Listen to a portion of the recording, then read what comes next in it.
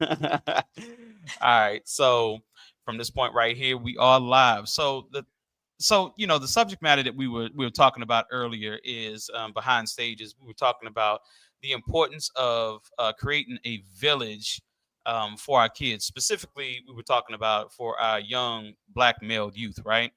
Mhm. And there's a certain stereotype.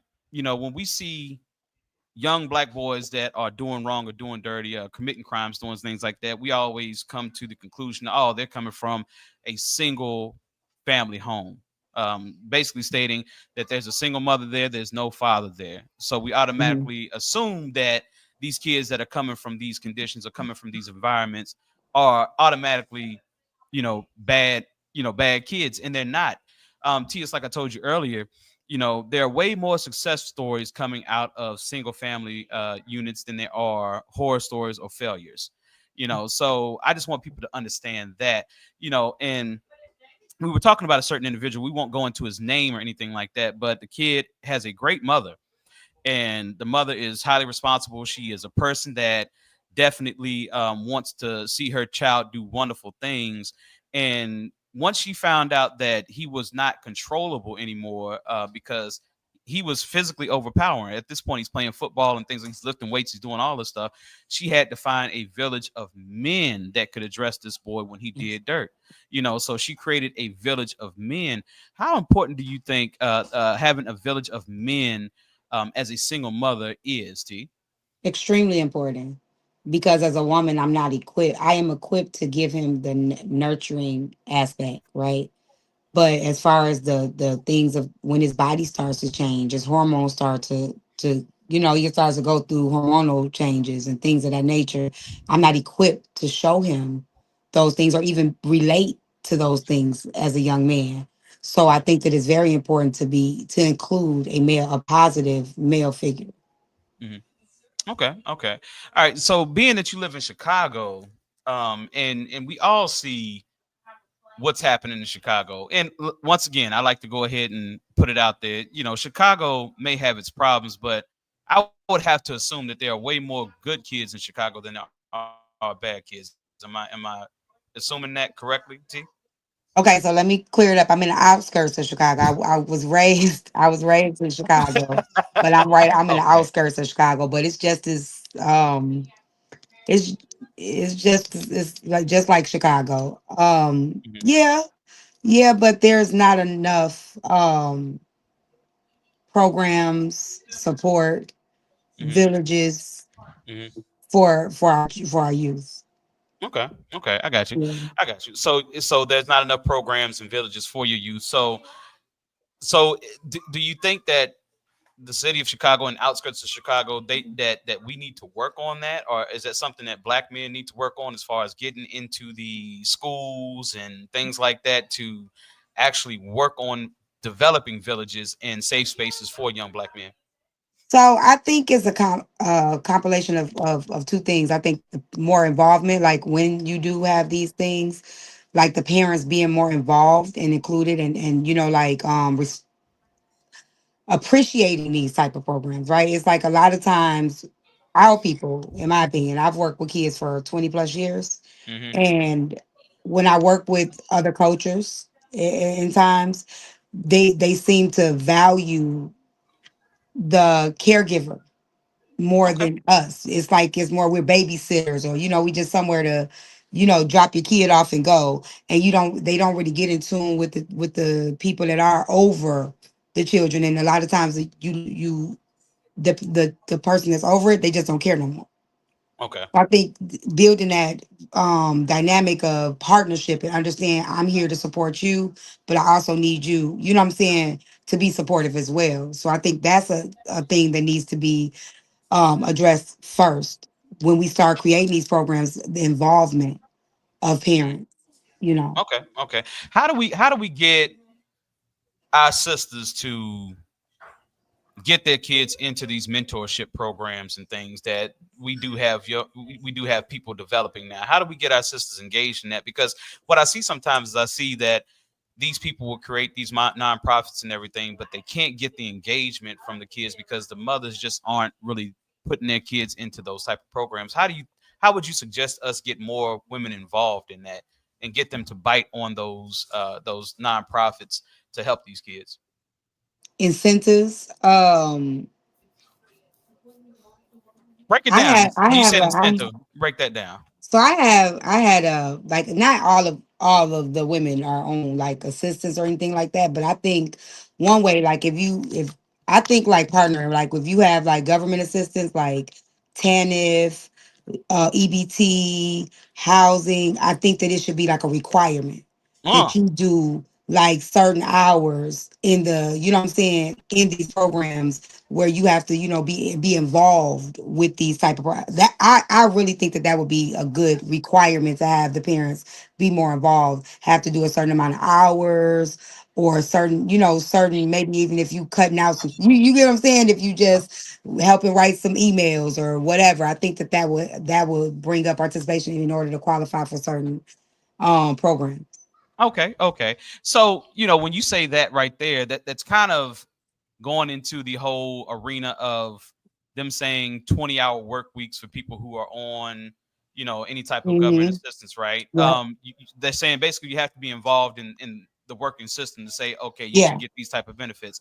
So basically what you're saying is like, okay, for you guys to get these benefits right here, if you have a troubled child that's going through some things, you are required at this point to be involved. That is a Yeah.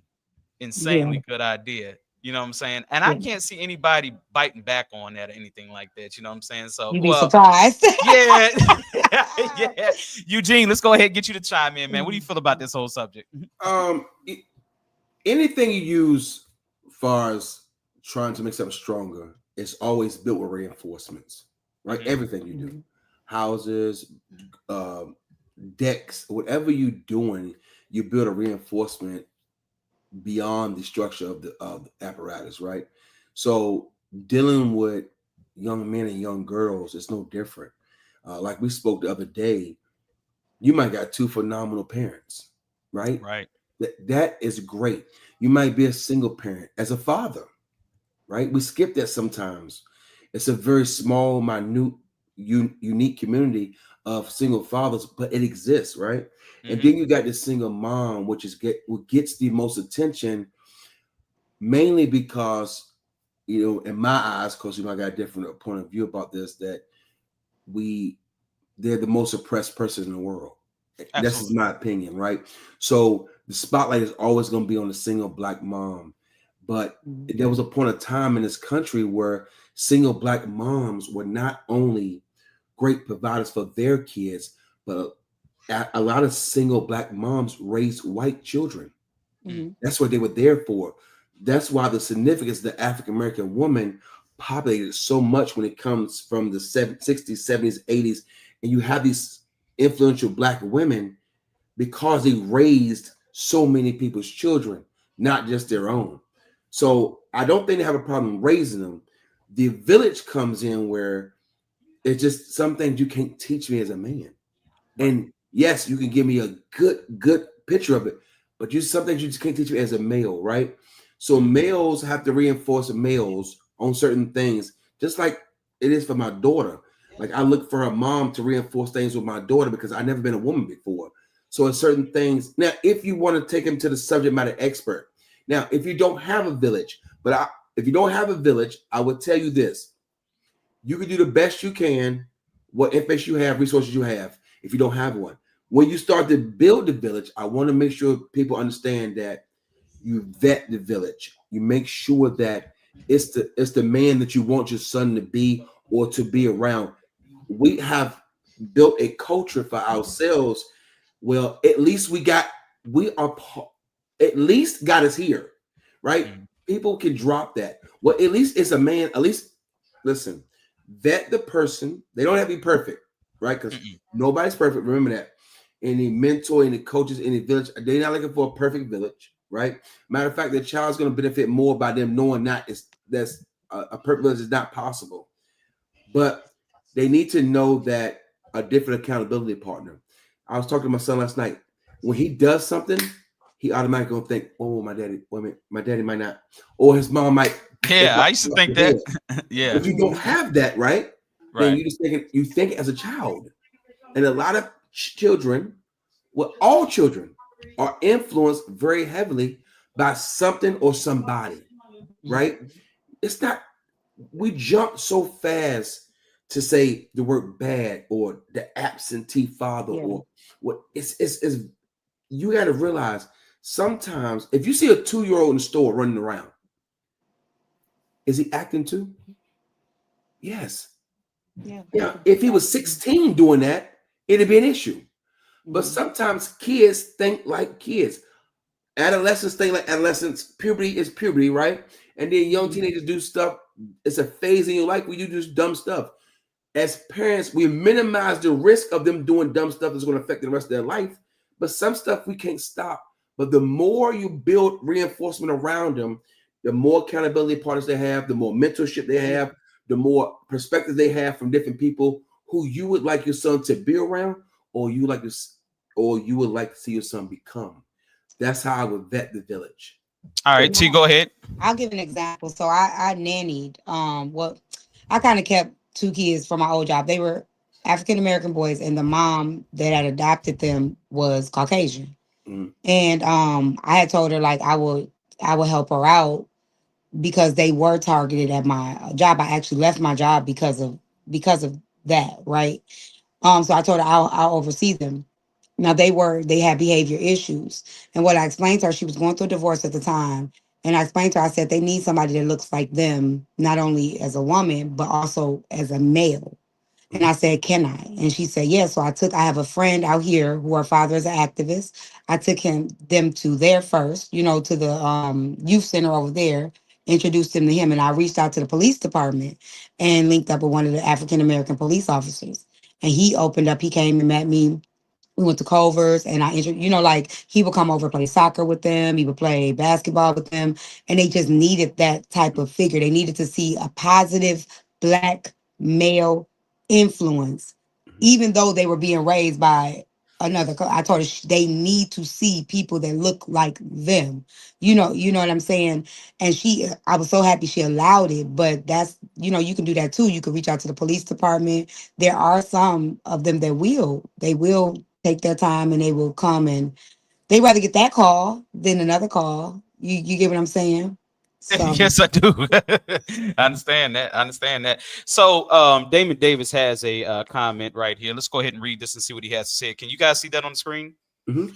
All right. So it says, I hate to say this, but as long as you continue to think the way Black people think these days, we will continue to lose this war. This is sad. I'm saying this with love. Wake up, y'all. I So, agree with him. okay. So the thing is, like, I definitely agree with him as well. You know what I'm saying? Because I think Eugene was talking about this the other night with you with Ruben. There are things that we have accepted in our culture, unfortunately, as the norm. And those things that we have accepted as the norm, we were talking about dope boy culture, right? And you were Mhm. talking about dope boys being present in the community. And Rube even went on to say, hey, man, I can understand what these kids are seeing. I used to go down to Villa Heights and see these dope boys step out the car with the big ass chains, and they got the 18s in the back. The music is loud. They got the dopest rims and Mhm. all this stuff. So you're sitting here looking at regular working, everyday working men, and you're saying, well, they ain't driving like that. They ain't got chains on. You know what I'm saying? They ain't got the Yeah. flyest gear. Yeah. They ain't got the prettiest women. So why would I go work that 9 to 5 when I could be this dope boy and get everything that I want?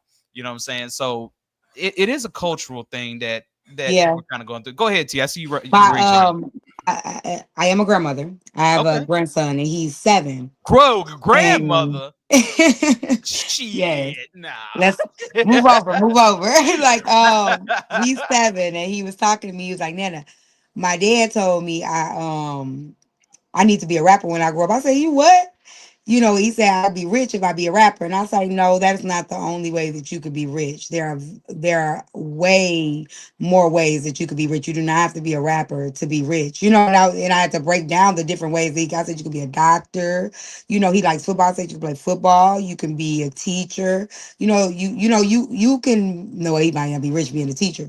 But you know what I'm saying? Like there's other ways of that you can do things, but his daddy told him he had to be a rapper, and I'm like, no, you don't have to be a rapper. Yeah, that's a little. Yeah. Go ahead, Gene. You look like you want to say something, brother. It is. It's different men gonna teach their kids different things, right? And I agree with Damien about 75%, right? Y'all, you know who I am. I'm activist when it comes to black people, man. Listen, I think that we have a certain type of things that we normalize because the culture been away for so long. There's no excuses, right? But when people use the words "keep it real," "stay woke," like there's nothing behind that. What does that mean for people? You can't stay woke if you're not doing it now. We talk about stuff night. Sometimes, right? You don't know, and if you don't have the information, right now, it's your job to research that and find the resources for it. So, because not knowing is not an excuse. So, I want to be very clear when I say that. Not knowing is not an excuse, but staying woke, keep it 100. That doesn't help anybody, right? That doesn't. Hey, stay woke. All right, cool. What does it mean? What does stay woke mean? Right? If I wasn't woke before, I was still asleep, right? Or I know the information and don't use it, don't believe in it. So I would tell people when you reach out to mentors and villages, make sure that everybody's perspective is to take the child to the next level and give that child something they didn't have before I met you. Yeah. To help them with ideologies, to help them, the females, with a man, with a male, non-rewarding culture. When you vet your village, make sure it's a non-rewarding culture when it comes to men in your village. Just like, Can you elaborate on that? yeah, so what I'm saying is some men want something in return for helping a woman, right? Okay. They want something in return. They might not come out and say it. They might stick around, or, hey man, I thought you was attractive. Hey man, listen, once you say that to somebody, you're not part of the village no more. You want to be in the house, right? The village is outside. They don't need anybody in the house right now, because if so, then she would have vetted you as her man.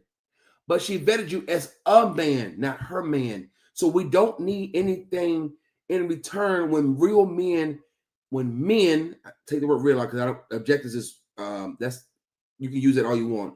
When men help a woman out or help their village out or help the community out, they're helping for the bigger picture, saying, I can make this better than where I found it at. I don't need nothing in return. The return is to see a child that gets better and make my community stronger. That's the return. That's vetting the village the proper way, and not trying to vet a guy that's going to be something and want something in return for him helping you out. Got you. Yeah. So we have another person that chimed in right here, Jamal Purdue. What's going on, Jamal, man? I see you over there, bro. What's up, Mo? Yeah. So I see it says, I don't teach my kids to be a doctor, lawyer, or police. I teach mine to own a company or invest. So far, it's working. Hey, I mean, this is the next level that we're on. This is the evolution of black people right here. You know what I'm saying? Because at this point, we're trying to teach our kids, hey, it's okay to have a job, but the end game is, if you can, be an entrepreneur and have your own company, and also don't buy the Jordans. Instead, I want you to invest. You know what I'm saying? So instead of taking that $250 and buying some Jordans, I want you to take $250 and buy possibly some penny stocks. You know what I'm saying? Or stocks that cost $10, something like that. Go ahead, T. So what does Jamal do if his kid comes and says, I want to be a doctor, though? Because That's I a mean, good question. Right in the yeah, back of because my we're mind, teaching. I'm coming right behind you with. I don't teach my children what they should be. That's correct. You know, they have a freedom to choose. I have two daughters. My daughter, one of my daughters, she has her own business. She's 20 with her own business. I didn't make her go to college. You know, when she graduated high school, she was stressed. All her friends was already getting ready to start college. She was like, Mom, what do? I said, you have to choose, because whatever decision you make, you have to live with it. It's yours, right? So what do you want to do? Let's decide. I didn't force her to do anything. I didn't put anything in her head of what she should do or could do. We sat down together, and whatever it was that she decided, she does well at it. She does really good at it. She makes good money. She's investing, and she's only 20, right? So that's the decision that she made. But if she told me, Mom, I want to go to school, then I'm going to support that as well. So my thing is, I get what he's saying, but are we telling them what they should do, or are we helping foster what it is that we see the strengths in them? You know what I'm saying? Like, are we helping build them as individuals, or the individuals we want them to be? Okay, I, okay, I, and I can see his response before you say that, Eugene. I He can could see be a his response. doctor. Okay. So what he's saying is like, okay, this is the this is what I would like for you to be, but if you get here, you're not a failure either, son or daughter. Okay. Okay. I You know, understand that. so I I would understand. like for you to be an entrepreneur, to have your own freedom, to basically set the pace of your own success. But if you don't reach that pinnacle, Yeah. then you're not a failure. It's okay to be a doctor making 150 million, 150,000 a year. It's And okay start being a his own lawyer, practice. right? Right. He You can know what start I'm his own saying? practice. Absolutely, And you know what I'm saying? So absolutely, just absolutely. one thing. First of all, I know Jamal, so I know where Jamal coming from. I don't want to rewrite Jamal's statement or tell Jamal what he's saying. Right? I know Jamal. Right? I understand what he's saying. Ownership is very important, right? Owning your own and scaling things on your own. But this is what I would tell you though. When I'm at the age of 46 now, so to become a full-time entrepreneur at 46, you don't need to take as long as I took. But sometimes it's teaching you how to run your own company when you work in a high level job or when you start as a dishwasher up to the restaurant manager. Now, when you own a company, you know how to scale it because you know how to deliver training to your people. A lot of that, sometimes our parenthood supersedes our reality in some cases when it comes to asking or telling kids what they should do, right? You got to take a deep dive. Sometimes as parents, we got to take a step back. Sometimes we do, right? And we have to see what our kids are great at, right? yeah. What are you Absolutely. great at, right? Yeah. Are you great at leadership? Are you great at following? Are you great at execution? Are you great at putting things together? I agree They're gonna with that. stop you somewhere. And then once you get that mentorship is so important when it comes to these conversations because you grab a mentor in whatever field you went into, and they can help you guide you to one day owning your own business. So take it like they paying you to train to run your own, right? Mhm. But I understand what Jamal talking about. This is not 40 years ago when your parents teach you to go out there, get a job, work 30 years, 35 years, go Yeah. retire, and then Yeah. spend the last 15 years of your life. I get it what he said. So I know he's saying that. But in retrospect, you have to make sure that success comes different ways and it's not in a straight line, right? It's not like, oh, I Yeah. did this and it's a straight line. It's going to have adversity in it. And we talked about this the other night with Rube. Adversity makes you a little stronger in whatever you're doing. So whether it's owning your own, climbing a ladder of a corporate office or a blue collar worker, whatever it is, right? It can, like I told you before, you can take grass cutting, and then all of a sudden now you got $100 million lawn care service, Yeah. a landscaping company. It's so different. So I understand the fact of owning your own, but build yourself up to that and support your kids. And I know he does because I know the producers, a lot of them. I love all of them. Matter of fact, Fresno for life, Jamal. Right, right. Absolutely. Hey, we're gonna represent Fresno all day, every day, right? Yeah. So when you do that, you're raising your kids to be open-minded and not like T was saying, don't put your eggs in one basket. You have there's no option to say is either one egg. Guys, this is 2025. You got all the options you can ever want, all Mhm. the eggs in all the baskets. Don't cap yourself of what your kids can do. It's limitless right now. Absolutely. So going on to Danny Watson. And by the way, for the people who are watching, people who are chimed in, all of you guys who are pretty much chiming in, you know what I'm saying? You're actually, coming forward and asking these questions. Hey, we definitely appreciate this, Yes, man, because absolutely. this is what we want. This is the building that we need to do as a community to figure out, okay, what are the things wrong that we're doing? What are the things right we're doing? What could we improve on? So Danny Watson, he asks, how about kids now learn a trade? Think we will always need that. Back in the day, I thought they were stupid, but they weren't. Okay, so I can speak on this a little bit. When it comes to the trade, AI is a thing. Okay, it's a reality. Okay, and you guys saw it with Doge and Elon Musk and them. They were able to take a substantially huge number of government jobs and consolidate them into AI, pretty much is what they were able to do. So they were able to get rid of a whole lot of jobs. And I'm gonna give you guys a number out there who are listening, and this number is going to make you sick. In 3 months up to now, Black women lost 315,000 government jobs. Let me repeat that. 315,000 government jobs since the Doge thing happened, right? So what I'm saying is that those jobs may have either been just taken away because they were part of some type of what they deem DEI type thing, Mhm. or they may have been jobs that were easily replaceable by AI. What Danny is saying here is those trade jobs, plumbing, electrician, carpentry, all those are jobs as of right now robots cannot do.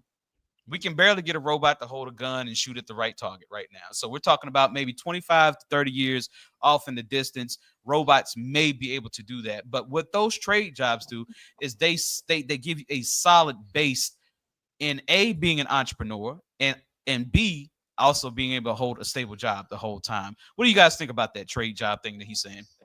I mean, I say to each his own. Like I agree. I just feel like if that's not what they want to do, we can't force them to do it. But I do think, like I said, my daughter, she's a cosmetologist, right?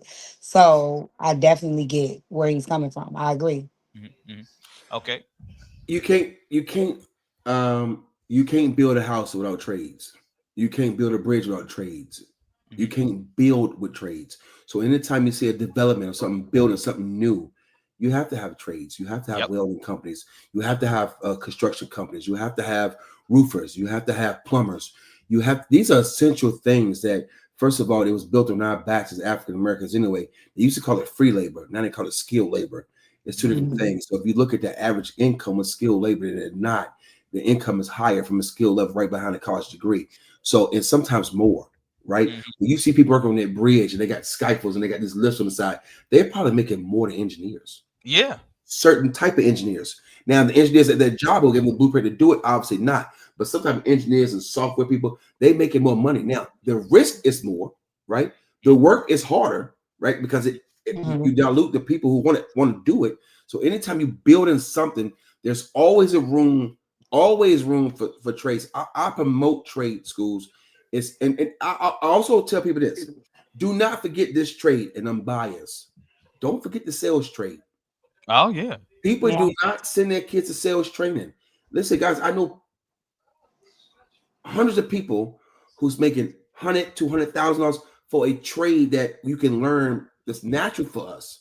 We naturally talk to people. We're naturally interactive, and we're just natural with it. And to learn the ins and outs of it is also a trade. So do not put a cap on your kids. And what Jamal was saying is perfect, right? You want to put your kids in position, right? And of course, when you put your kids in position, you put them in position to win, or you put them in position to discover. Your choice. Okay.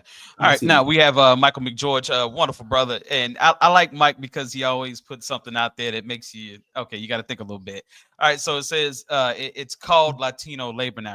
Okay. So Mike, in some points you are correct.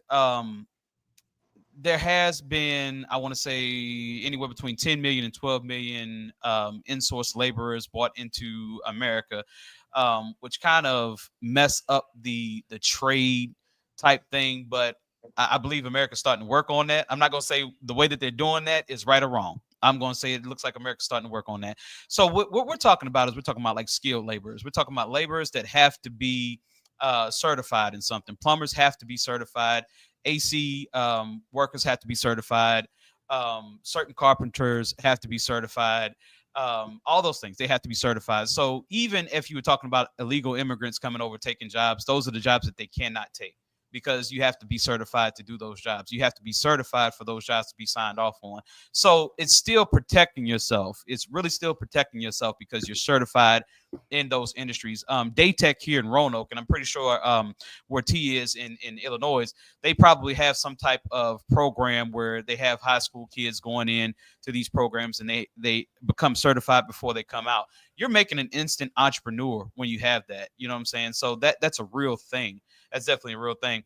All right. So now he did shoot back because apparently he's looking at this live. He says the legal ones. Okay. Well, the legal ones. Well, we're legal too.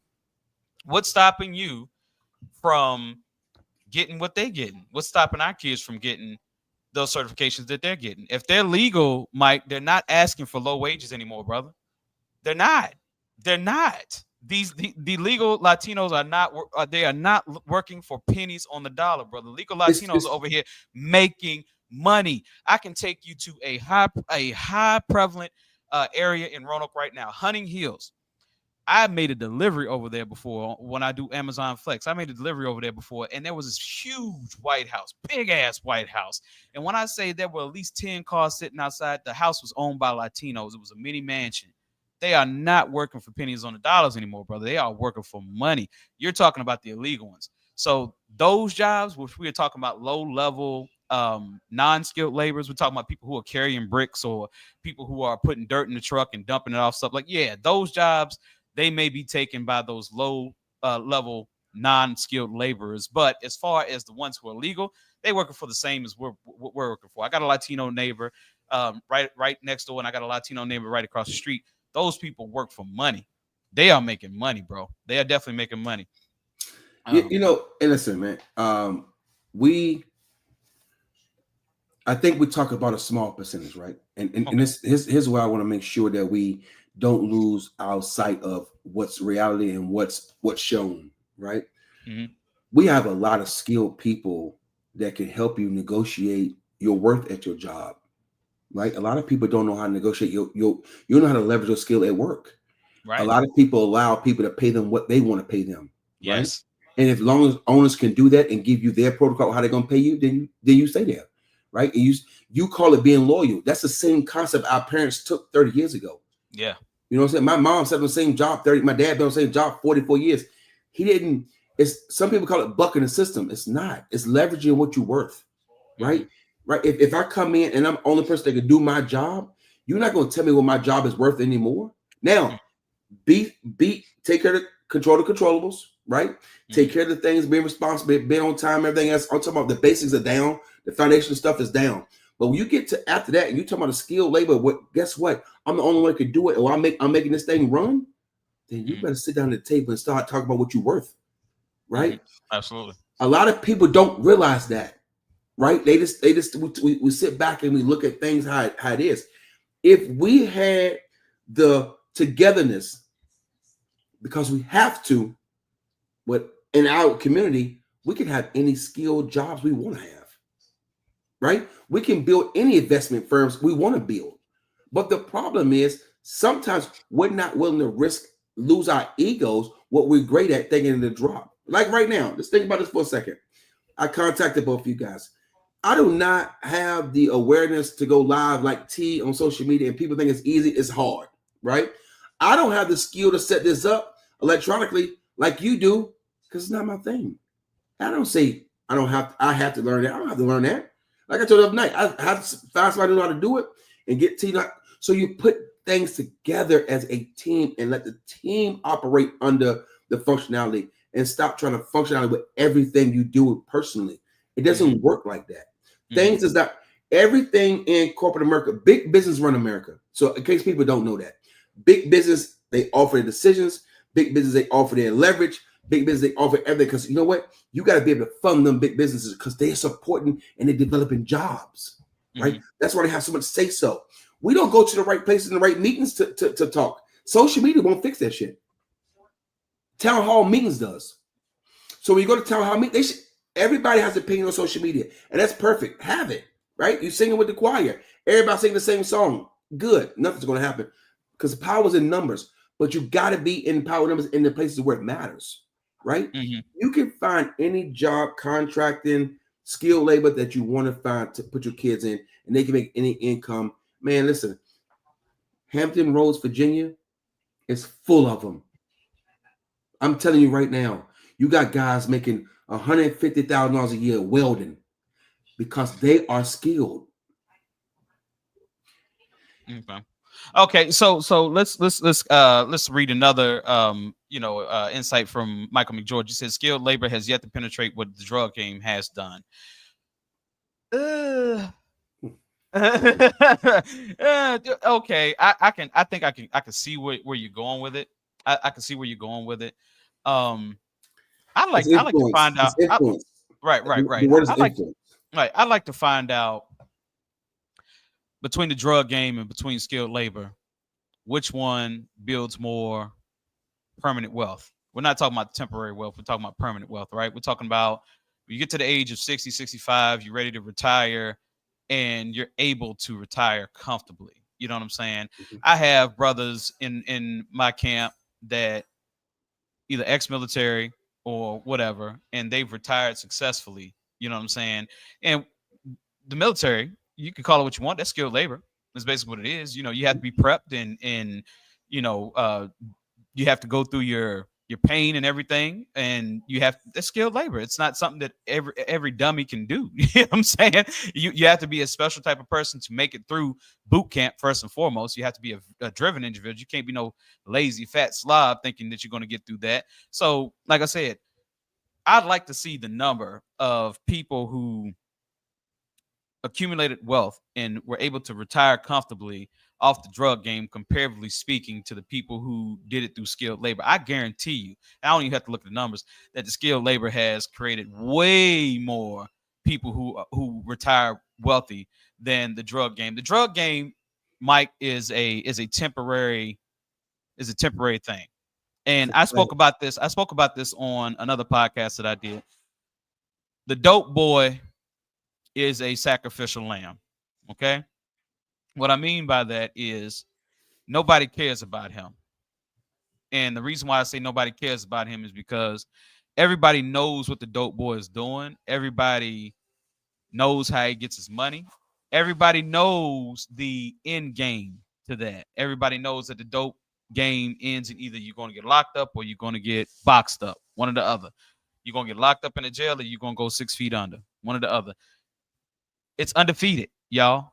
The drug game is undefeated. And it's undefeated in that way. So when I say that this dope boy is a sacrificial lamb, what I mean by that is all the people who love him that don't tell him, hey, you out here selling that dope ain't gonna do nothing but get you 2 places. No, you don't have those type of people. You have mothers, you have fathers that are okay with their children out here selling dope. And you have family members that are okay with their family member out here selling dope. They don't say anything to them because when you throw the big family cookout, they know dope boy Mike McGeorge, he gonna bring all the hot dogs, all the hamburgers, all the hamburger buns and everything. We ain't gotta pay for nothing because he making all this quick money, so he's gonna pay for everything, not realizing that they don't love him. They using him. He is a sacrificial lamb. I feel sorry for the dope boy. As bad as we talk about the dope boy, I feel sorry for him because he is a sacrificial lamb, is what he is. Nobody genuinely cares about this boy. Don't nobody care that he died. Yeah, they'll come over there after he gets shot and killed and they scrape him off the ground. Everybody do their little candlelit visual and release balloons in the air, but don't nobody really give a fuck. Don't nobody care. That man dead. But y'all used him while he was here. Nobody cared enough for him to say what Biggie Smalls' mom said to him when she found a crack up under his bed. You can't sell that shit in my house. If you're going to sell that shit in my house, you got to get out. Ain't nobody going to say, we'll just say movie, Scarface. When Scarface went home to his mama and Gina, and he tried to hand his mama that big wad of cash, his mama said, I don't want your blood money. That's a mother that loves him. But how many mothers are out there like that? How many fathers are out there like that? How many family members are out there like that watch these dope boys put their life on the line, bro? They are putting their life on the line, and nobody gives a shit about them enough to say, hey, it ain't worth that. I love you too much for you to put your life on the line. It's dope boys out here that need to tell their story, because I've heard those stories. Once you making all that fast money, you making all that fast cash, here come the women, because the women want it. The women are attracted to that. So now you making love to not 1, 2, 3, 4, but 5 women. And now you making babies with out of these 5 women. You done made babies with 3 of them. All of them got their hand out. They don't care about you. All of them got their hand out. Now you got to worry about making sure these women are fed, making sure your babies are fed. So you can't stop this drug thing now, because now you got 3 kids out here and you got all these women that you've been used to handing all this money. Now you trapped in the game. That's why they call it trap. It's a trap is what it is. So I get what you're saying. I get what you're saying, Mike. You know what I'm saying? But at the end of the day, like, I think you said that because we have to get this out of our culture. We have to get this out of our blood, out of our bloodline. We have to get this type of idea. The truth about the dope boy being a sacrificial lamb has to be told. Nobody cares about them, bro. Nobody cares about them. Everybody using them, and that's all it is to it. Go ahead, Eugene, because I feel like you want to say something. No. I want to know what T's opinion about that is, because I want to circle back around about the village. I'm Okay. learning. I'm listening to y'all men do what men do, and I'm learning a lot Yes. listening. So, So here's my thing, and I want to circle this back around, right? I want to make sure I say this in the most righteous way possible. And this is why I think it makes me very unique to have both sides of the fence. I'm just gonna be honest with you guys. When it comes to dealing drugs, let me be very clear. There are sacrificial lambs when it comes to that, right? But let me tell you something, man. There is a deep-rooted issue that we need to get down to because America was built on the dope game. Absolutely. So the only people that get looked at as in a bad way is black dope boys because Virginia Beach was built on cocaine. Oceanfront was built on cocaine money. Yes. And what I'm telling you is I don't want to be ignorant when I say this, but when you put people in situations, no excuses, because if you never, like I said, it makes it very unique. If you've never been in a situation where things are bad, like at home, like bad financially, and you have the opportunity, right, to actually get yourself out of a hole or get yourself to a platform where it's at our level, and you take it. Now you're putting something in the hands of somebody who's never had the money or the opportunity to produce for your family, and it give you a different feeling. It's like utopia. It's like endorphins. When you have the ability to take care of family, or take care of yourself, or take care of people financially, it gives you an opportunity to have a different feeling. And I want to be careful when we talk about it because it's whether people talk about it in a negative way or a positive way or glorification or non-glorification, it's part of our community, right? And it shouldn't be thrown away. It should be researched to see how can we prevent the next set of people to make it alternate choices besides running to an option what some people think is a path least resistant. I don't think it's a path least resistant because I'm gonna tell you something, like you said, when you put your life on the line, that's not a path of least resistance. Mm-mm. It's a path that very few people are courageous to take, right? And I can get this done. And most people who make it on the food chain that's high in the drug game, people consider them geniuses, Mm-hmm. right? They just consider them geniuses, right? People look at Meech and all them. Meech was a monster. Mm-hmm. Now, people say the opposite side. Can he have done it to a Fortune 500 company? Sure he could have. But we're not talking about it because he didn't. That's like you saying, ask me if AI was 7 foot tall. He's not 7 foot Right. tall. Right. Meech did do it in the drug game, right? So the story he had was a lot of people's stories from Detroit coming in poverty-stricken places. That story is normalized sometimes in African American culture. So what comes from it is bad decision making. So I think that we need to focus more on the deep dive instead of the high flame. Everybody can comment on the high flame. I can see the flame from here. If it's a flame over top of these houses, I can see the flame. But nobody wants to get to the bottom of the problem because that's where the work begins. That's where the work comes into play. So to me, if you're not willing to do the work to help the problem, to me, you talk about the problem is like everybody else. It's fucking obvious. Everybody can see the problem. That's easy. That's the easiest thing to do. You can see the problem. It's grossly obvious. Everybody can see that problem. But what I'm telling you is though, is when you're doing the work to help a community or help more people than inside your house, and you're willing to do the work, then let's get down to the work to prevent it coming from further. You cannot sit back and get these comments if you're not willing to do the deep dive into work. You only can comment like everybody else. Of course. Listen, Keith, I absolutely agree with you, right? I was gonna say that. I absolutely Yeah. agree with you. If you're smart enough to run the streets, you're smart enough to run a business. You're absolutely right. You are. They are the best business men and business women. Those hustlers that come from the streets because they have no fear. They have no fear. When it comes, but it takes a couple things different between the streets and corporate America. And it's discipline, it's regiment, it's routine, it's teaching a coachable process, right? That's what it is.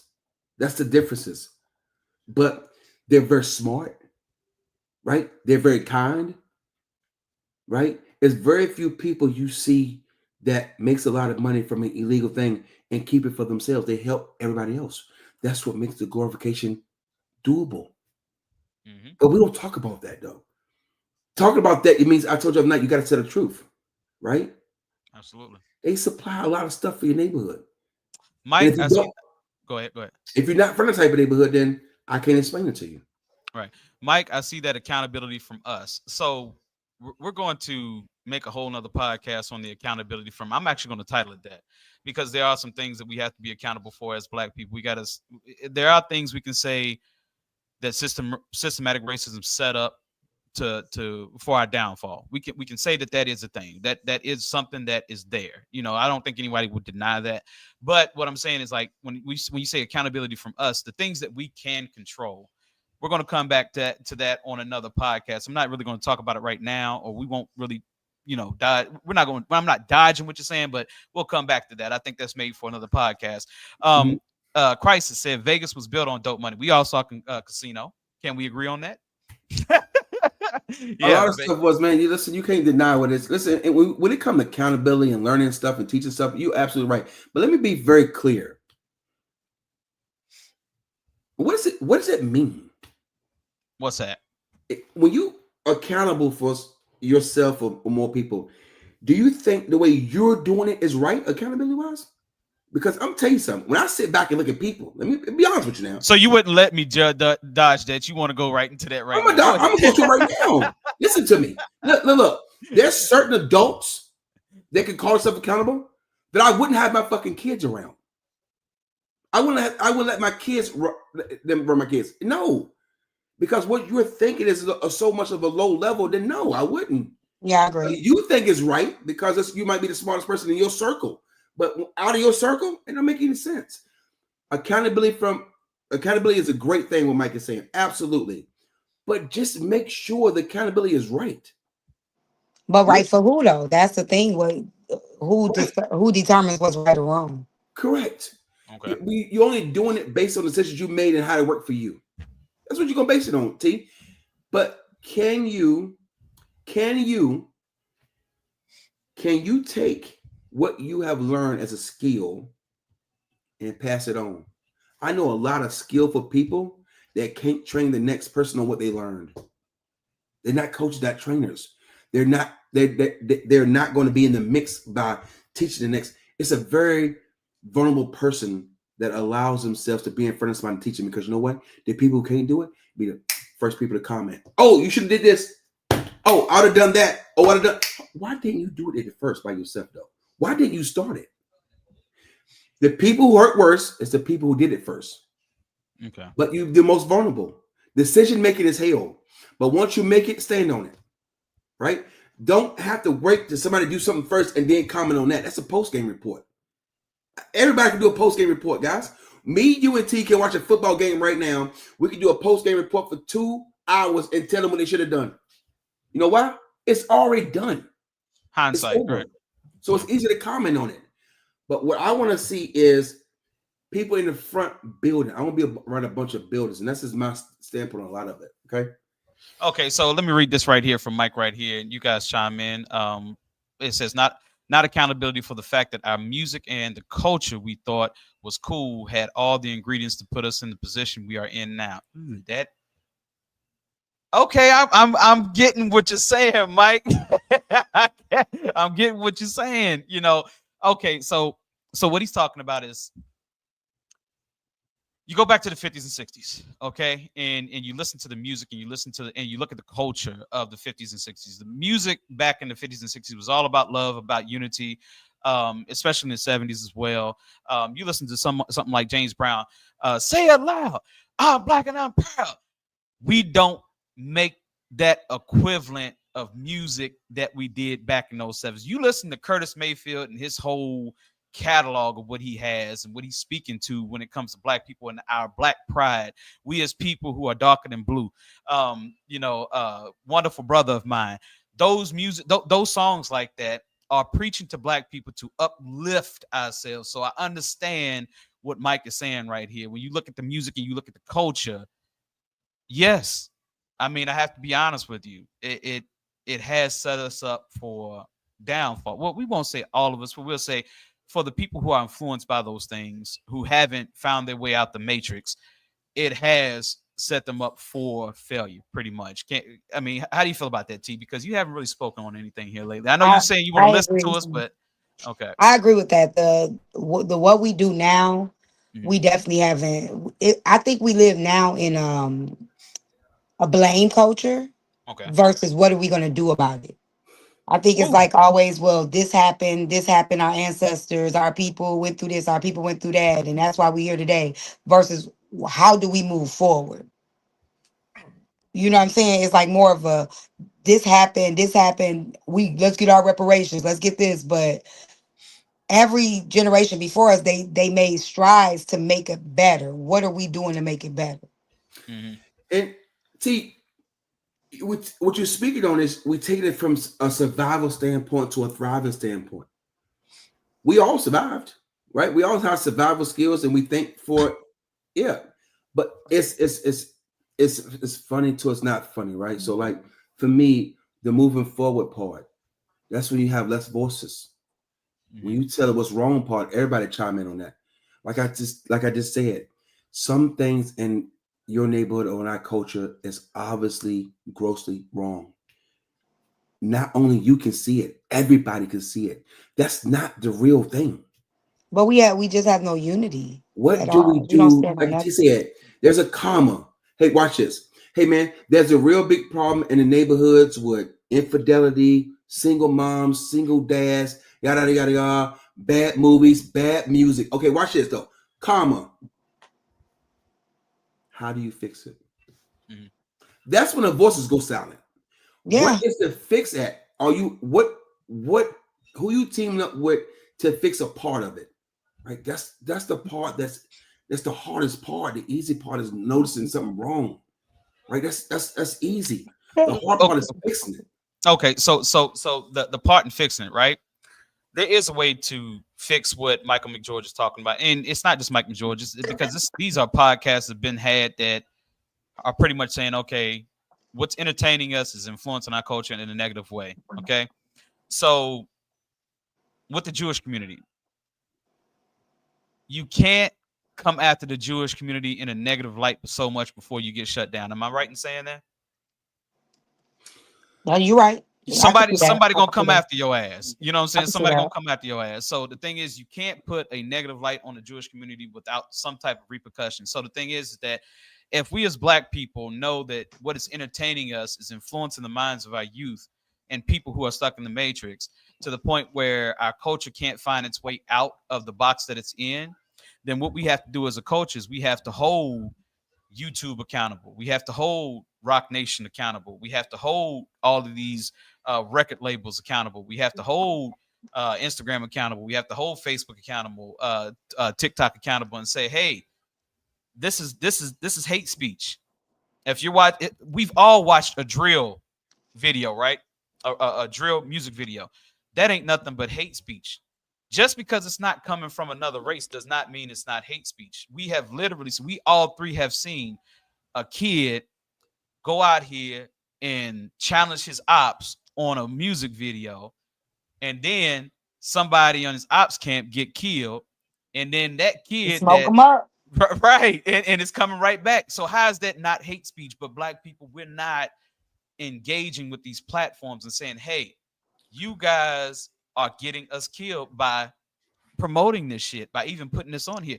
So black people need to go to YouTube and say, hey, enough of this hate speech. We need a unified front to say we're willing to sue YouTube, black community versus YouTube, and say, hey, we need to make sure that you guys are no longer promoting this stuff. Now, people are going to say, well, Kev, you're kind of impeding on freedom of speech. So what? So yeah.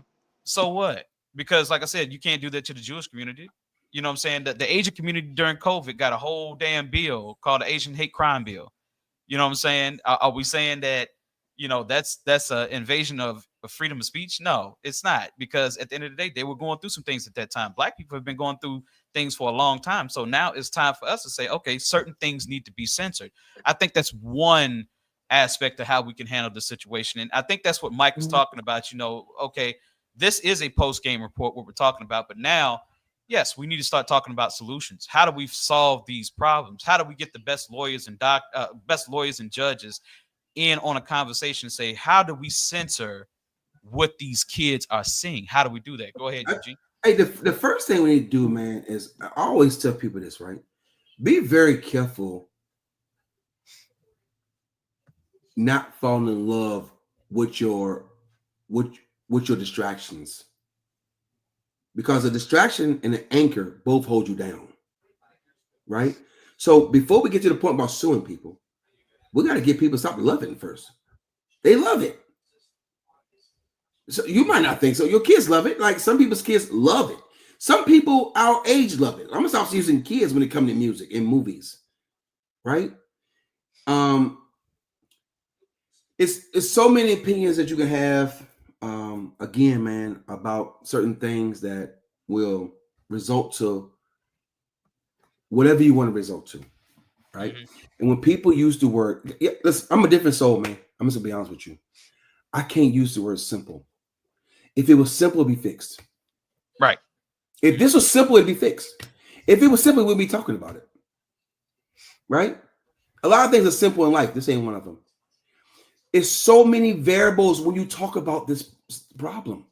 Mm-hmm. It's so much of a hole that you gotta go dig into to fix it.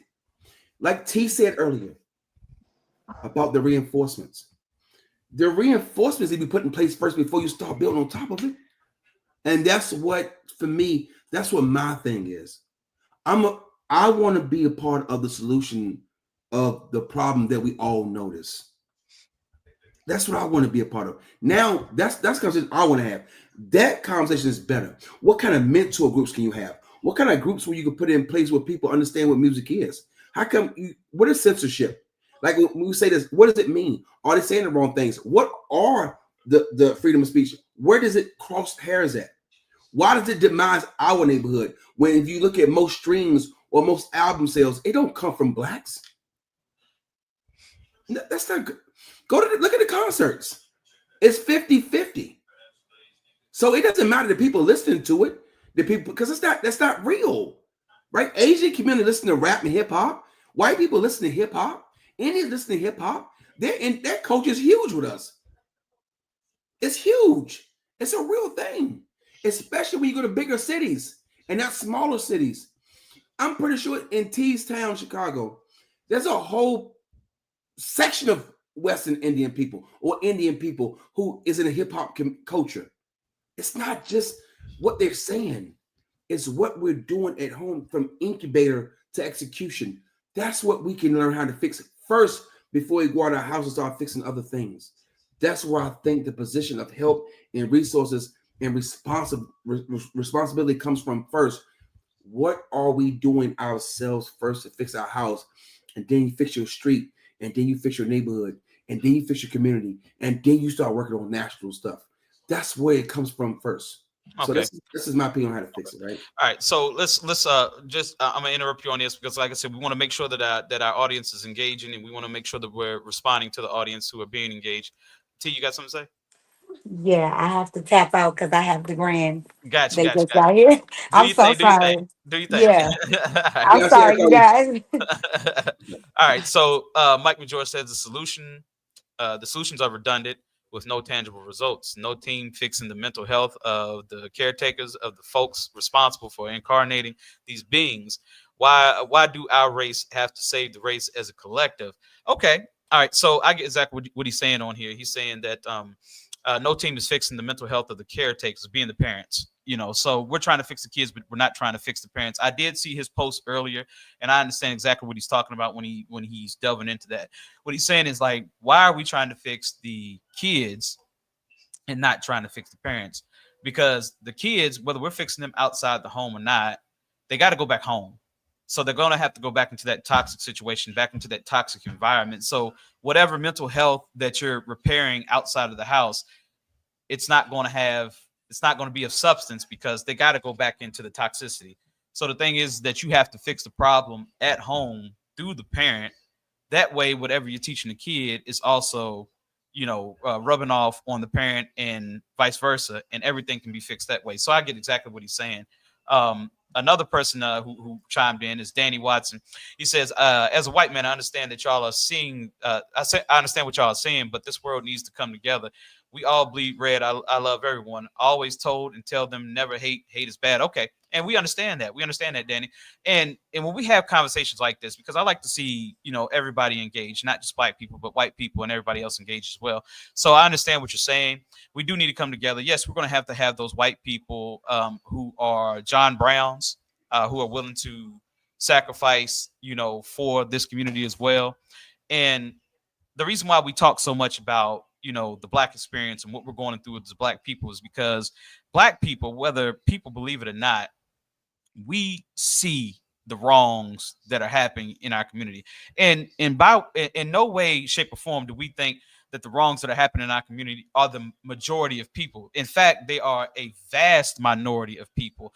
However, we kind of want to save them too. You know what I'm saying? So that's kind of going back to what Mike McGeorge was saying. Why do we feel like as black people, why do we have the responsibility, or why do we feel like we have the responsibility to save the whole race as a collective? And the answer to that is, I don't think we do. I don't think we do. I think that we're willing to help and save the people who are willing to help and save themselves.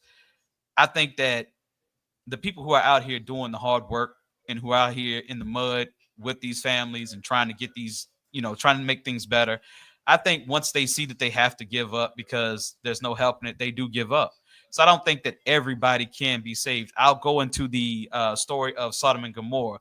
People think that the story of Sodom and Gomorrah come from like a reference to homosexuality, anything like that, but it's really not. What I really got out of it is when God told Lot's wife not to turn around. I'm going to burn this city to the ground. Everything about the city is evil, but you can't turn around. You can't look back. You can't look at the destruction that I'm going to lay on the city. What that basically saying is, okay, sometimes you have to turn your back on people, and sometimes you have to turn your back on a very awful situation. And that's a harsh truth. It's a harsh truth. I know Jesus in the next sentence would say, hey, don't leave one lamb behind. You got to make sure the whole flock is with you. I understand that, but I don't think that we're trying to save everybody as a collective because it's a little too hard to do. But I think that if we could save some out of that minority that are troubled, if we could save some, then that's great, But Danny, I also understand what you're going to too. Mike also said, and I'm gonna let you go with this, Eugene. Schizophrenia, bipolar, the R word. We say mental health, but we do factor that in the equation. What do you think about that? Listen, it's a part of every equation. Mental health is real in every culture. To be diagnosed or whatever, go get helped. Go get help if you notice that your child has an issue or that they have some concerns about how to be in a social environment, a social setting. Then go get them help. I think that I want to get back on track when it comes to solution based, right? A lot of people have opinions again when I tell you what the problem is. The reason the problem is the reason we're having the conversation, right? So again, we went from mentoring to talking about the problem. The reason that we're talking about mentoring is because we know it's a problem, right? All these things have, that's why I'm telling you that when you have a group that's fixing a problem, like I told Root, he's a mental health specialist, right?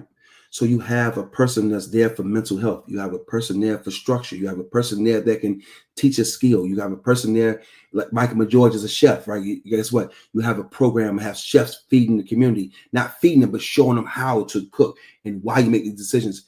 Give them an alternate option besides what they see doing well. We take our skills sometimes and we hide it and we hone it in because it's ours. And then we can say we did it or we did this. And we listen, that's for a certain amount of people. The people I'm talking about as far as the mentorship is the people who don't mind reaching back. Everybody can have their hand up. You can have it face down or you can have it open. Are you grabbing people to bring them to where you are? Are you? Right? Or are you just talking about the people that they's not doing what you're doing? It's two different things, right? I want to make sure that people have an alternate option to get better, to get things fixed, to see better results. How do we do that? You combine non-tangible and tangible programs together to give more family, more resources for better results. That's where we are. We have been talking about the problem for years, and people's opinion about it is out of this world. Kev, it's out of this world. Everybody have an opinion on it, right? And like I said before, I'm gonna say this one more time. In my opinion, because like again, everybody have one. If this was an easy thing to do, it would be done. I would love to see the day that we can fix what we're talking about and the other side of it. When most people are thriving. That's what we get to. Okay. When we're talking about the Jewish community, we putting them on top of what you call a man. It's a difference. People can put us on a pedestal. They use our culture for money. We Definitely buy everything. Definitely do. They advertise to us because we buy everything. Right. So we got the money. We don't place it in the right places. We just put it where it seems popular, right? In some cases, right? Right. Yeah. Yeah. So I do see that he said, Danny Watson, do you see white folks trying to save your race of kids from killing each other with meetings, city council agendas, or in cathedrals? I can't. I love Mike. I can't go this route, guys. I can't. Listen, man. To me, it gets away from what I wanted to talk about as far as the mentorship. This is right. This is a thing where to me it's a different topic. It's a different conversation. Mike might be right on a lot of things. I want to talk about. I don't want to bring into it. People gonna view the world different, right? I see it different than you. You see it different than me. I see it different than Mike. Mike see it different than him. Different, whatever you see it as, right? For me, when you're talking and when you're using these platforms to engage with people, I want to know what we can do to help the masses of the people and not the 5 to 10% of people. So I want to make sure that we focus on that first. Okay, I got you. Yeah. All right. So we're into an hour and 6 minutes right now, and this is really only a practice run. So this is pretty practice. Hey, I want to let everybody know, Mike McGeorge, definitely, man. Keep coming back to the podcast because we do need people to ask those hard questions and those questions that make us think. Because sometimes us just speaking on things with no type of adversity, you know what I'm saying? A person who has. Right, or pushback. There you go. Adversary pushback. Yeah, we'll say pushback. That pushback is valuable because you have to come out of this setting and off the camera. You have to think about, damn, what the fuck was Mike talking about? You know what I'm saying? You know, let's go back and look at his comments and see how I can properly answer those questions because that's the hard work. That's the hard work. That's no longer the post game. That's actually solving the solution and solving the problem. It's going to the rim of totality, right? Right. What we're talking about is the 5%. It doesn't make you a 5%er, the top 5%. We're talking about the 5% of things that we need to be talking about, right? Absolutely. When we talk about a problem with the masses, you have to have the results and the problem solving to fix the masses, not to fix the 5% that would never be fixed. Okay. And certain things, when I train my staff, right there, I tell them there's 5% of people I cannot waste my time training you guys on, and we talk. They will never change, right? They will never change. You can't fix that. That's the 5%. Right. They think different. And not think it's better. So don't get confused. What I'm telling you is that better. They just think they think. Their own success, their own bubble, their own thing. It's a 5%. Good. Let them stay there. Now, some people think they're in the top 5% when we talk about stuff. They're not. But so I'm saying is when you're fixing the masses, you have to have a collection of people in totality to fix a problem that's much bigger than what we're talking about.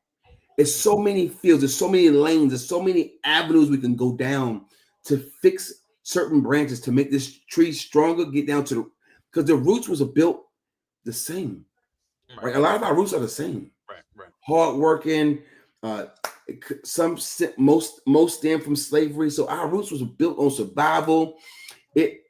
You're not viewed as negative, Mike. Yeah, he is. He's okay. He's viewed as negative, but the thing is that he's correct. We need him because, like I said, that's that pushback. So I will speak on this to a post that I saw Mike post up. And Mike, you tell me if I'm wrong or not.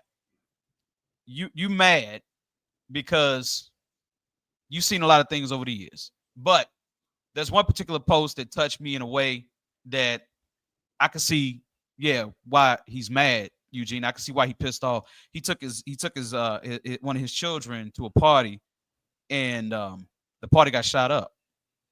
And when the party got shot up outside, I believe Mike said he went inside and was tripping over guns, and he was trying to find his youngin. So when a party gets shot up and you go inside of this party, and as you're going in the party, you're tripping over guns yourself, you realize the danger that your child was in. So to tell you this, Mike was a responsible enough parent to say, I'm going to take my child to this party, but I'm not going to fucking leave my child because I know what goes on. So we got to give him his accolades for that.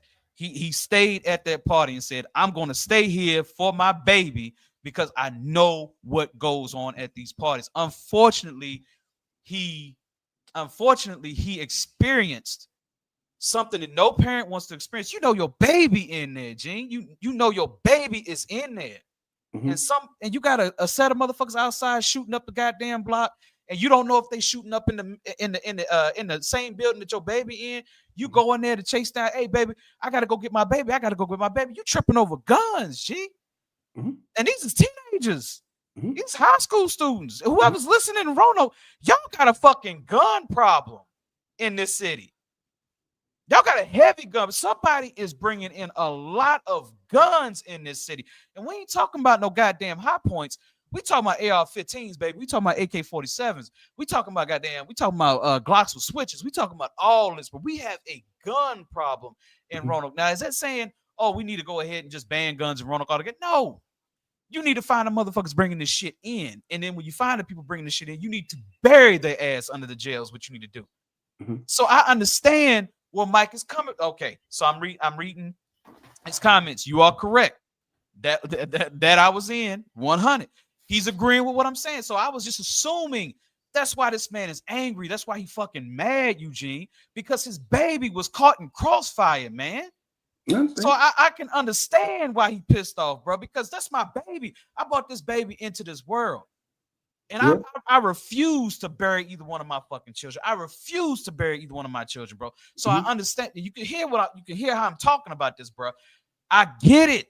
So yes, his negativity, whatever people want to call it, is necessary. He has to ask the right questions. He's got to ask the hard questions. The thing is that we have to educate ourselves enough to answer those questions. We can't just sit here and say, man, I ain't answering this shit.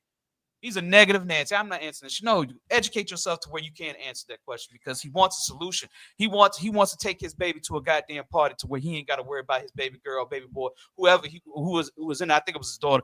Whoever's in there don't have to worry about gunshots going off. She can go in there and party, have a good time, dance with her friends, do everything a teenager's supposed to do without the threat of fucking dying. That is what it is. So I understand what he's saying. So again, I understand everything you're saying. I do. Again, let me go back to the point though. If I listen, I don't call Mike negative. So y'all be very careful when we're talking about positive, negative. Right. I don't call Mike negative. He called himself negative, or people view him as negative. Listen. Right. That's not my concern. Was Mike negative, positive? That's not my concern. I get it. Listening to what he's saying, it makes sense. So I would tell Mike this. Have your own. Right? Listen, it's rough out here, right?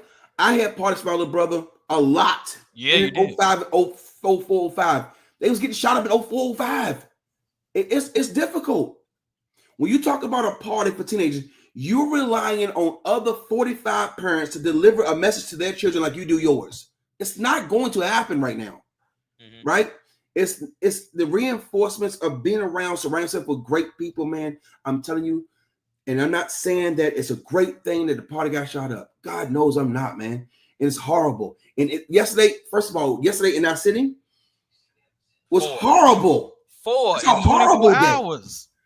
That's a horrible day in the city. But there's so much deep diving we need to do to get to the result to fix that problem. So taking your kids to a party right now might not be the best option, right? Because teenagers are running rampant with things with no guidance. And that's why he stayed there. That's fine. But the moment I think there's guns or something, I'm leaving. Because sometimes we can stay so our kids won't be considered like they left or considered. My kids only like me drop them off sometimes because they want to be cool. Listen to me, man. The best option we can use is the mature option, right? I understand he stayed. Great, man. I think he did a great job about staying and supporting and protecting his child. That's awesome, man. It really is. But anecdotal experiences will not fix the massive problem that we have, right?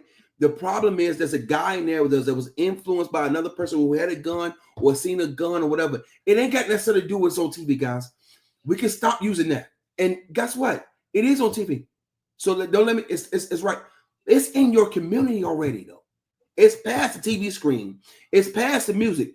They are in front of them. So what I posed with Rube the other night was, you have to build a structure so large with multiple facets of people to overcome what we're going through right now.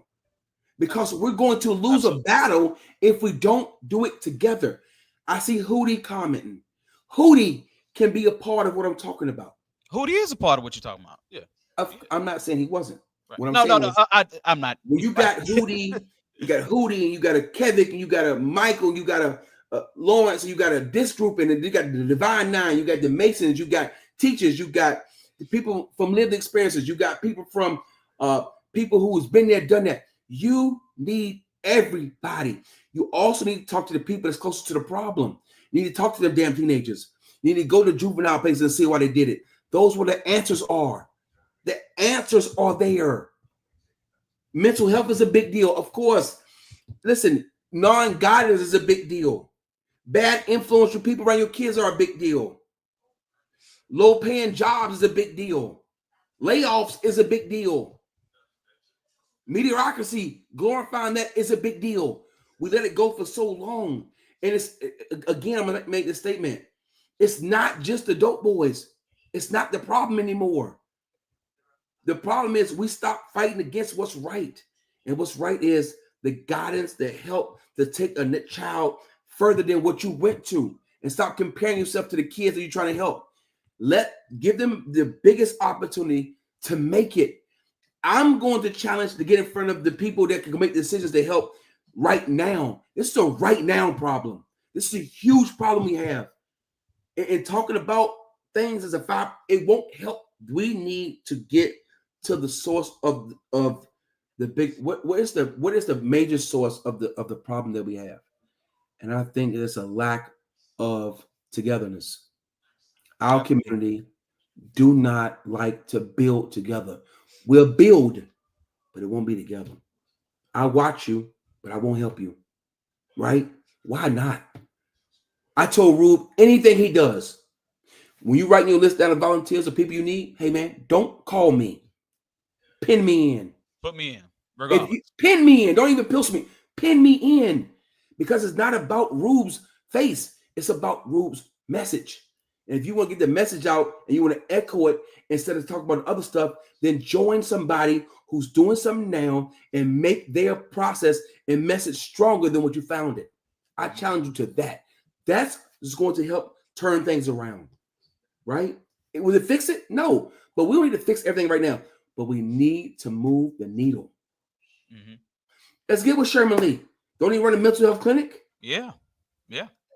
What is the problem? Sherman, what do you need in the community? How can we help you before they come to you? What can we do to get to that point? We need to go find out our resources, put them together, and help it out, right? If you're not willing to help, then it is what it is. But I'm willing to be. Hey, the song say the boots on the ground. I'm willing to put my boots on the ground, like I told you as of night. Let's just do that, right? Mm-hmm. And then the more boots on the ground we have to help thrive. The word survive, guys, I'm telling you, we've been surviving for years, right? You talk about the communities, Kev. You talk about the Jewish community. You talk about the Indian community. You know what, man? Mm-hmm. The one thing that I would tell you that they do very well is they don't put their voices together. They put their money together. Yes. We can put our voices together. We can put ideas together. But when it comes to separating from money, either people have burnt you in the past, you've never done it, or you just all talk. As one of the two. And with that being said, we're going to go ahead and end with let's see, Clifford. That's Hootie. Okay, That's Hootie. that's Hootie. All right. Until we address the subculture in our city, we're going to be fed up. Regular folk don't have to worry about anything in Roanoke until they interact with that subculture. Man, he is speaking facts because out of those 4 people that got shot yesterday, I didn't hear gunshot. I didn't hear ambulance. I live in Northwest. You know what I'm saying? I didn't hear any of that. I've never seen anybody, I say in my circle, I would say, involved in anything. So I do get exactly what he's saying. You know, we do have to address the subculture in our city. You know what I'm saying? We do have to do that. So it's some of us gonna have to get in the dirt, and I get that. You know, and that's why I like to say, you know, when it comes to numbers and it comes to percentages, you know, most people in Roanoke, most black people in Roanoke are doing what we are supposed to do. 99%. And some people might say, Kev, that's not true. Yeah, it is. It's true. We've got about 30,000 people in Roanoke. Let's say all 4 people that got shot yesterday were all people of color. That's less than 1%. That's way Northwest less. Roanoke? You're talking about 30,000 Northwest Roanoke. It's about 30,000, about 25, 30,000, somewhere around there. It's around that area somewhere like that. So what I'm saying is, like, most of us in Northwest Roanoke, most black people in Roanoke, we'll just say black people in Roanoke, period. You know, we're doing the right things. Northwest Roanoke is not the war zone that people think it is. It's really not. There's older people in my neighborhood that walking up and down these streets at night, 10, 11 o'clock at night, because the sun's down and they just want to get their exercise in. So for older people to feel that comfortable, it has to be a comfortable city. Now, are there hot spots in Roanoke? Of course. And I'll speak to individuals, or we'll speak to individuals later on in some of these other podcasts that know a little bit more about the city and tell us where those hot spots are, because we have to know where those hot spots are to service the community. You know what I'm saying? But what I'm saying is, like, most black people in Northwest Roanoke are doing exactly what they're supposed to do. What we're trying to do is we're trying to help those that are in trouble, help those who are in the way of those stray bullets, because we got kids in these buildings, y'all. We got kids out here in these streets, baby. We got to make sure that them kids ain't getting hit. We got to make sure we can take as many as we can off these streets. Like Eugene said earlier, yes, you have that certain percentage that, sadly, man, you can't help them. Sadly. When I say that, I want to be real clear, man. They can be helped. It need to be clinical. It needs to be deeper than what a community unity can do. Okay. Most of this can be done with our presence. I'm going to challenge everybody, right? I'm going to challenge people that has organizations already to link arms with other people that's fighting the same fight you're fighting. Mm-hmm. That's the one thing I haven't seen us ever try. Mm-hmm. Right? I've never seen us have 1,500 people in for a cause, and people just volunteering their time and volunteering what you call them. I've never seen that in totality. And maybe, listen, I've been living in Roanoke full time since I was 17 years old, 18. I get it, mm-hmm. right? Mm-hmm. But from a distance, I might be wrong. But somebody got to tell me the time period that we done it in, right? And I would like to be a part of that as far as tying everything together, because everybody can't fix cultures. You could talk about them. You could comment. You could tell me what the problem is. You could tell me it's simple, but you can't fix it. You don't know how to fix it. Certain people don't know how to fix things. You could discover things, right? Again, who do you're right. Yeah. But if they knew how to tighten up, they would tighten up probably. So now, will you be willing to help give seminars to parents that's willing to come and go to the community and help them make better decisions and give them life skills they never learned? Because you can't just learn it because you grow up, because you go old. You don't learn anything because you get older. You just get older. If you don't learn, you don't learn. You didn't learn it. So the life skills you're looking for them to have, they didn't learn it. So are we willing to go into the community, help them, teach them life skills so they can echo it down to their kids so it can stop? Or give it a some type of pause, or move the needle in the other different direction. That's what we need to get to. This is my opinion, guys. And again, we can talk about problem solutions all day long, man. The action part is so critical right now. It's so critical. Yesterday was critical. It wasn't a joke. I'm gonna go live in a few. It's critical. So nothing that's critical is simple. Nothing critical is because it's fucked up. No, it's critical because it's suffering. And it's not enough people who care about the solution. It's more people who care about their name and what can they say and how smart they can sound. That don't mean shit. Mm-hmm. The thing is, what are you willing to do to be the glue to help people? You know what? I can help them and them team up. And you know what? If we put all those together, that corner can be stronger. And you start building infrastructure that really can help. But until then, we're just talking. And we've been talking for years. So my thing is the action part is next. Yeah, I'm sitting on a podcast now, but the action part is what can we do to fix these things? That's it, Sean. We talked about this other night, Kevin. You see what Sean has put? Fucking egos. Fucking egos. Everybody says the same thing. It's egos that stop that Egos. because everybody wants to be in the spotlight. Yeah. Everybody wants to be the star. Everybody want to be the star of the show. You either can listen, man. Y'all. I'm just a whole other topic. So, so I'm gonna go ahead. Like I said, we're Sean, I agree with you. Let's just say that. right. So I don't want to get to that. We're an hour and 25 minutes into this, man. Hey, I appreciate everyone coming in and chiming in. You guys didn't have to do this today on your Sunday. You guys wanted to see what we were talking about. And like I said, it was supposed to be like a practice run. I do appreciate everyone coming on here and engaging, man. And whether you're asking hard questions or whether you're, just speaking, just making a comment about something, it's much appreciated, and this is something that we're going to continue, rocking with because, we want to make this sort of like, Roanoke Radio, because we want to definitely put out some things out here and let you guys know some things, some resources that you can use to help or different organizations that you can help them. If you're starting an organization yourself, we want to bring you on. So this is the thing about this platform is I can easily send any of you links to come on live and you can use a phone. You don't have to have a laptop or a mic. You don't have to have this set up like I do. You can have a phone and come on and speak your mind. And we want you to do that. So the next time you guys come check this out, I want you guys to, get on the comments. Hey, Kev, bring me on. Okay, I'll bring you on. I'll send you a link. And I don't care how many people it is. Just wait your turn. And then once you get on, you can actually speak and you can speak to the people of Roanoke because unless we have this dialogue, nothing's going to get fixed. We have to have the dialogue. But more important is what Brother Eugene Smith is saying.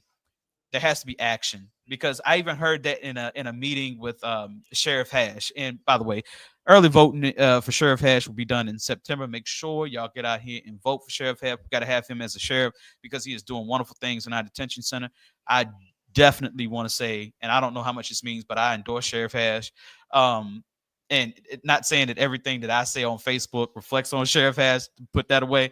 But I love him. I love what he's doing. We got to make sure that we put him in because he's putting cats in position that are coming out of those detention centers and making them into productive citizens. He's not sending them back out of the door with no type of training. You know what I'm saying? So we need that. We need a person that actually gives a damn about the people that he's servicing in there. So like I said, we'll be back here probably, I would say maybe Monday or Tuesday. I don't know if we figured out what day it is. And when I come on, man, I'll go ahead and tag all you guys up, followers and everything like that, and highlight everything to make sure you guys come back and engage. And like I said, I want to encourage you, please, if you have something on your heart that you want to speak passionate about, say in those comments, hey, Kev, Eugene, bring me on. We want to hear you. We want to hear you. It don't matter if you feel like people think that you're negative. Mike and George, people may think that you're negative. That's fine. But those questions that you're asking need to be asked because if we don't know the answers, we have to get somebody on this platform that can answer those questions that Mike McGeorge is giving. So I'm just going to go ahead and chime out. My name is Big Kev. This is Rocksteady Podcast. I want you guys to understand this really fast, though. Whenever there's something that's being built, just remember, everybody has to share the same mission. Sean, that will eliminate the egos. When you have the same mission, just know your opinion might not be the one that's going to work. But if somebody else's opinion worked, just know you're still willing to do the work because it wasn't your idea. So many times is when we're trying to build something together as a community, because your idea didn't go through as the forefront. You fizzle out. I want to make sure that you guys understand if the mission helps the children or help the community, and that's your biggest goal, then let's just help the community. I'm gonna go live here in a few. Kevin will come on. He don't know this yet. But yeah, I talked to Derek 7:45 this morning. We have a real critical problem, in Roanoke, and we're going to talk about it. What happened yesterday, and we're going to talk about it. See, Mike don't want this to end. Yeah. Mike gonna have to end it. Mike can come on live. Mike can come on live. I see. Mike, we coming to you next time we come on here. Mike, you come on camera. I don't give a damn what you say. You come on camera. I see. All right, y'all. Y'all have a good day. Peace, man.